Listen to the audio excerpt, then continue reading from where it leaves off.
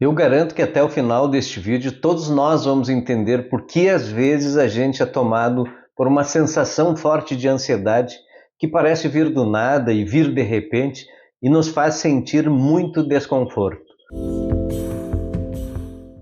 O conteúdo do vídeo é baseado fundamentalmente em textos de Freud como a angústia, angústia e pulsões, inibição, sintoma e angústia, entre outros. Para facilitar o entendimento, eu vou utilizar simulações com a inteligência artificial de breve síntese do relato de 2 pacientes que eu atendi que buscaram análise com queixas de angústia. Vamos ao primeiro então. Doutor, dias atrás eu estava sentado com amigos na praça, conversando relaxadamente, quando do nada, comecei a sentir uma sensação de sufocamento e de que ia morrer. Então, caminhei desesperadamente para casa, onde fiquei deitado até aquilo passar. Um tempo antes, quando eu estava em uma viagem de turismo no exterior, um dia acordei de um pesadelo gritando desesperadamente, novamente com aquela sensação que iria morrer. A gente pode extrair também um exemplo de angústia profunda no episódio bíblico em que Cristo sente a ira de Deus por ter assumido os nossos pecados. Então, como naquele momento Cristo vivia na condição de um ser humano, ele se dá conta de que o próprio Pai o tinha abandonado e não iria intervir no seu destino que se aproximava. Então sente a sensação de desamparo, como nós humanos sentimos, e aí em estado de desespero enuncia a frase que todos nós conhecemos.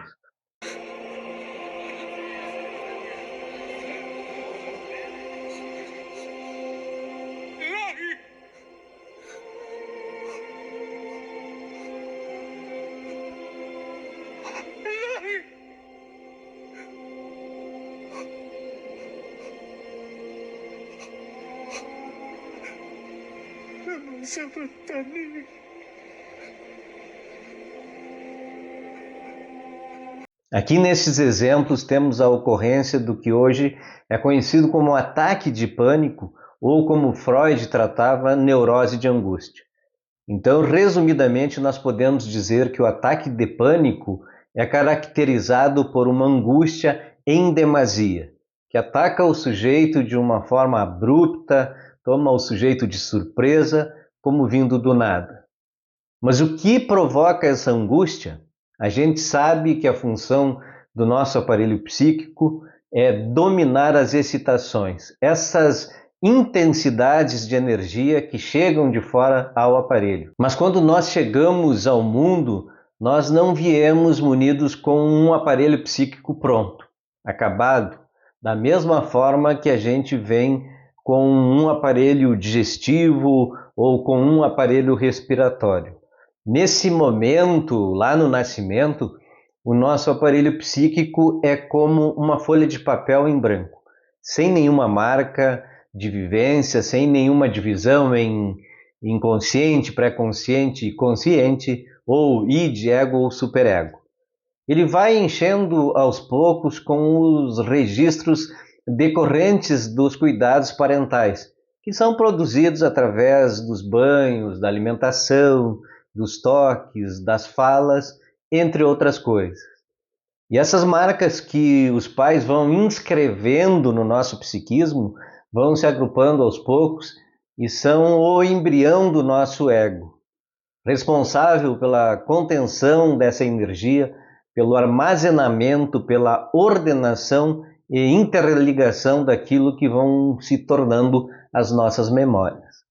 Mas infelizmente não é em todos os lares que tudo são só flores.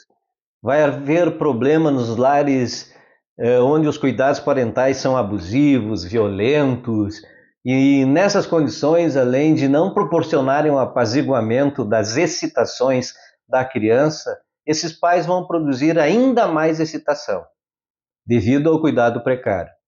E como eu disse antes, a criança não tendo um aparelho psíquico desenvolvido, ela própria não tem como controlar o acúmulo de energia, de tensão, e aí ela vai sentir que se encontra em uma situação de perigo e, por conseguinte, vai ser invadida por uma sensação de angústia. Situação de perigo porque o sujeito, ao invés de simplesmente estar despreocupado, de estar relaxado. Num lar caótico, ao contrário, ele necessita abandonar, vamos dizer assim, a sua vida de criança, pois precisa estar sempre alerta para usar precocemente recursos mentais a fim de prevenir-se das ameaças e defender-se dos ataques parentais. Então, o problema é que essas experiências traumáticas que a criança passa vão fazendo marcas no psiquismo da criança.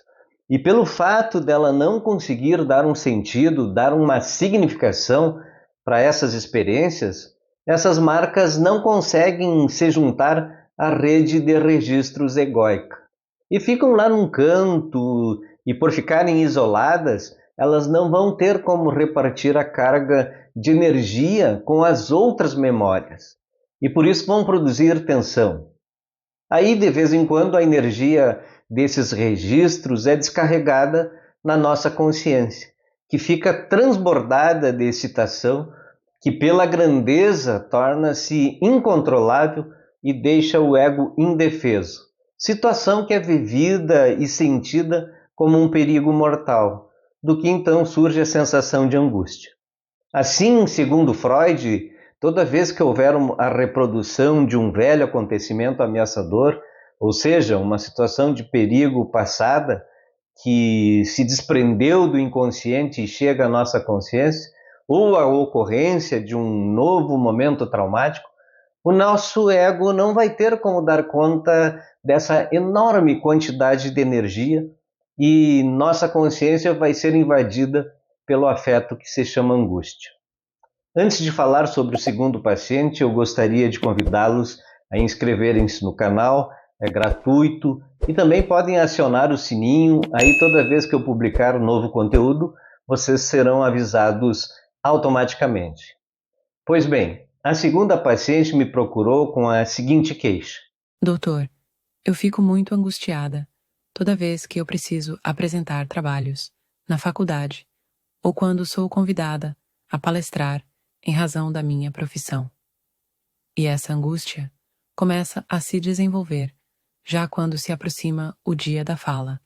E quando termina, me sinto super esgotada, sem energia. Ela, na verdade, conseguia falar em público, ou seja, esse estado não a impedia de fazer o que precisava. Mas às vezes ela sentia que a boca ficava pastosa e quase não conseguia falar. E ao final sentia-se super esgotada, como se tivesse consumido toda a sua energia. Nesse segundo caso, é uma angústia diferente lá do primeiro caso, porque deixa o sujeito num estado de expectativa, sinaliza o movimento de retorno de uma experiência traumática, que Freud então batizou de angústia sinal. É uma angústia gerada pelo nosso próprio ego quando o ego sente a ameaça de que um conteúdo, um desejo repreensível ou de que um momento traumático ameaça vir lá do inconsciente. Então a angústia sinal serve para a gente se preparar contra o desenvolvimento e contra o transbordamento da angústia em toda a sua completude. E se a defesa do ego for bem sucedida, a repetição de uma vivência traumática vai limitar-se apenas a um sinal, e a gente vai sentir uma angústia mais leve, um mal-estar, ou seja, conforme dizem Laplanche e Pontales neste vocabulário de psicanálise, o sinal de angústia reproduz atenuada a reação de angústia vivida primitivamente numa situação traumática, o que permite desencadear operações de defesa. E muitas pessoas, quando sentem essa angústia sinal, acabam correndo para o shopping e fazem compras desnecessárias, outras literalmente arrancam os cabelos, outras beliscam-se, tem aqueles que se cortam, outras fazem atividades físicas em excesso, e esses comportamentos têm a finalidade única da descarga da tensão e de obter uma sensação de alívio, sair daquela sensação de sufocamento. Para finalizar e fornecendo uma luz lá no final do túnel, eu tenho que dizer que, como a angústia faz parte da nossa constituição, porque ela chega na vida com o nosso nascimento e, portanto, não pode ser evitada, o que podemos fazer é ter estruturas psíquicas bem constituídas.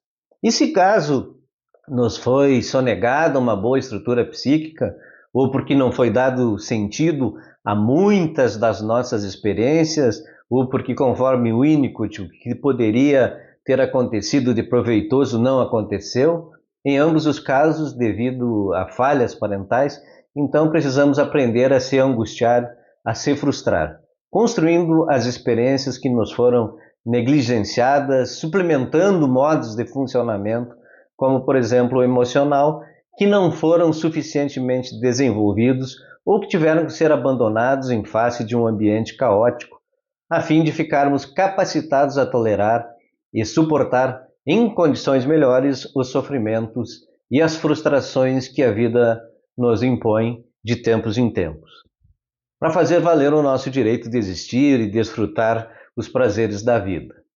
Bom, pessoal, por hoje é isso. E se gostarem, podem deixar um like e também podem deixar algum comentário aqui embaixo, se assim desejarem. Um grande abraço e até a próxima.